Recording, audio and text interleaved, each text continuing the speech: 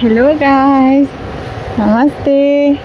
ल हामी चाहिँ आज कहाँ छौँ गेस गरेर भन्नुहोस् त। अनि मैले कसले लिएर आएको छु मेरो जानलाई। अनि सुरुमा चाहिँ हाम्रो चाहिँ लभ नपर्दै चाहिँ मेरो जान र मेरो चाहिँ काम गर्ने ठाउँमा भेट भएको थियो। त्यहाँ भेट्ने बेलामा चाहिँ मेरो जानलाई थाहा रहेछ कि म पहिल्यै यो गार्डन आइसकेको भन्ने कुरा। अनि त्यसपछि मेरो जानले चाहिँ मलाई आएर मलाई घुम्न लैजानु जहाँ चाहिँ तपाईँ पहिल्यै गइसक्नु भएको छ भनेर भन्नुभएको थियो। अनि आफ्टर 9 मन्थ चाहिँ मैले चाहिँ मेरो जानलाई यो ठाउँमा लिएर आउन सफल भएको छु।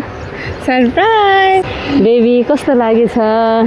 म त एकदम ह्याप्पी। म त हजुरले भन्ने बित्तिकै हजुरले जो म त्यो बसमा देख्ने बित्तिकै चाहिँ म एकैछिन चाहिँ इमोसनल भइरहेको थिएँ कि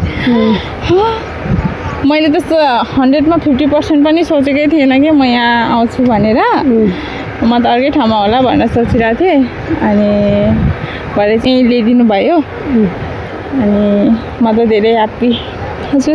म नि एकदम धेरै ह्याप्पी छु आफ्नो मान्छेलाई उहाँले मन परेको ठाउँमा फर्स्ट टाइम लिएर आउन पाउँदा चाहिँ एकदम धेरै एक्साइटेड छु। धेरै इन्जोय लिनुहोस्।